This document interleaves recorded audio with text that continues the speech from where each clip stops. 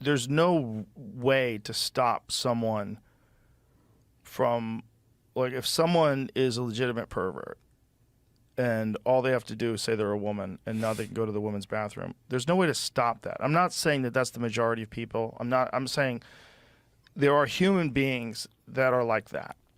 And this does not in any way discount trans people.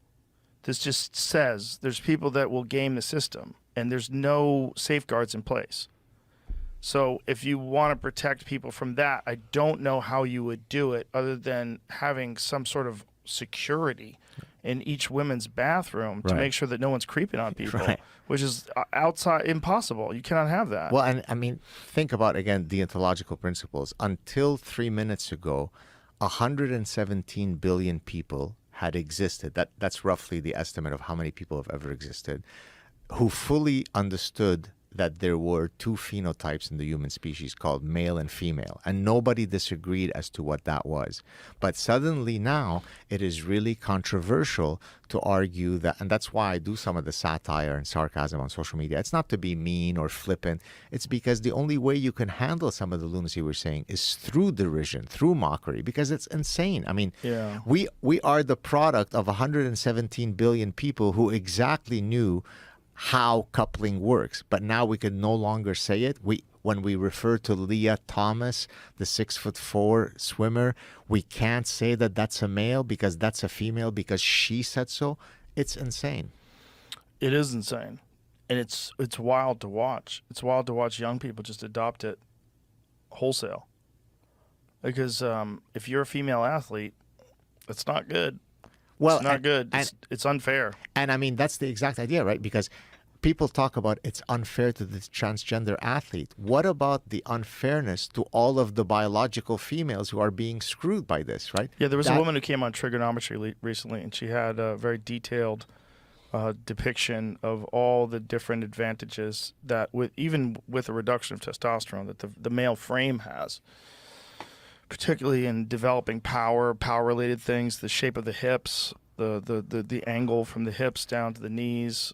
Joe, I've had conversations with physicians. Not that you need a physician to confirm that there's male or female, but how could you be a medical doctor and actually espouse some of the nonsense such as there are no sex differences between men and women? I've had anesthesiologists, I've had gynecologists who argued that transgender medicine recognizes that the antiquated binary is no longer valid. That's insane. How could you be a gynecologist and practice gynecology not knowing that? Maybe you're on ketamine. Maybe just fucking...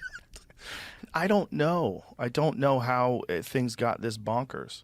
But I think that if you have a group where you can't question anything about it, you're going to have problems. Because then you have a protected group, and crazy people can join that group. And that is a real factor. We've seen it. It's a thing. You see it with these cases where these males with fully intact penises are wandering around women's locker rooms, and women are freaking out, and they're like, "No, I'm a woman." Yeah. And like, what can you say? Have you seen? There's this thing that Matt Walsh did an interview with this guy. He's a politician. Let me find this because it's so crazy. So this guy who is a biological male. Here, I'll send you this, Jamie. I'll send you this this story behind it. But there's a video of him talking to Matt Walsh. And on the documentary? No, it's not a documentary. Here. So this guy, we'll pull up the story. So he is a biological male who has come out as a woman of color who's a lesbian. And he does it with a fully... he's doing it facetiously. I've seen that guy. He's doing it with a full, straight face. Yeah. Beautiful. And the way, when you hear them talk, it's amazing. This guy. Because it's checkmate. And they're saying, if this was true, we would be clapping and applauding him. But we don't think it's true. Yeah. But this like throws the whole thing. Find the actual interview, if you could, online. Because it's amazing. Yeah, I've seen the way this guy does. This guy deserves. Yeah. He should be in the next Tarantino movie. He's an amazing actor. Yeah. But the way he lays it down is so perfect, and he does it fully straight-faced. And now they're saying, if this was true, we would be applauding him. But it's not true. But that's the problem with the whole thing. So you think in the deep recesses of all those folks' minds who come out as in support of men who have penises are women, do you think in the deep they know that it's bullshit, or have they been so parasitized that they actually believe their nonsense? I think a lot of them believe it, and I think a lot of them, that belief is confirmed by their social groups, or who also not just believe it, but enforce belief in it. There's a social pressure to enforce belief in it.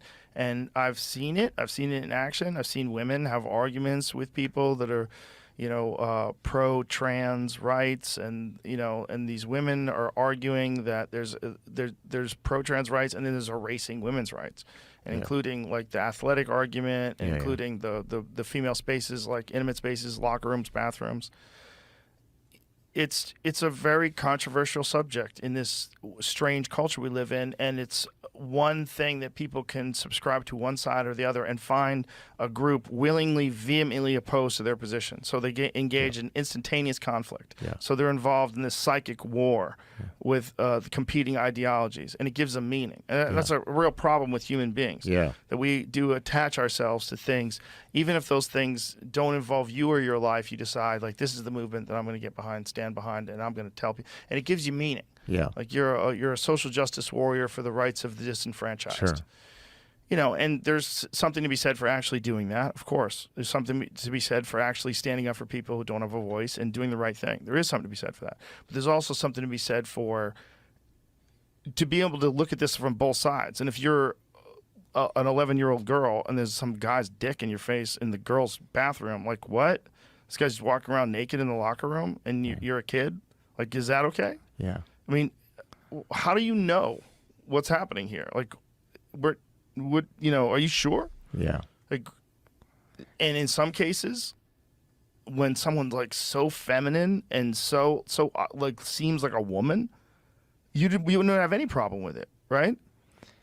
Well, I mean, there is a normal distribution, for example, when it comes to, women who are very masculine, men who are very feminine. We've always recognized that. But we've never taken the step into the abyss of infinite lunacy where we say sometimes women can have penises. And that's why I wrote The Parasitic Mind, the last book, right? Because I was literally arguing that human minds can be parasitized by ideological worms in the way that you can be parasitized by actual brain worms, right? Because there is no rational mechanism by which you can take a sexually reproducing species involving two phenotypes. There aren't any more than two. There's male and there's female, nothing else.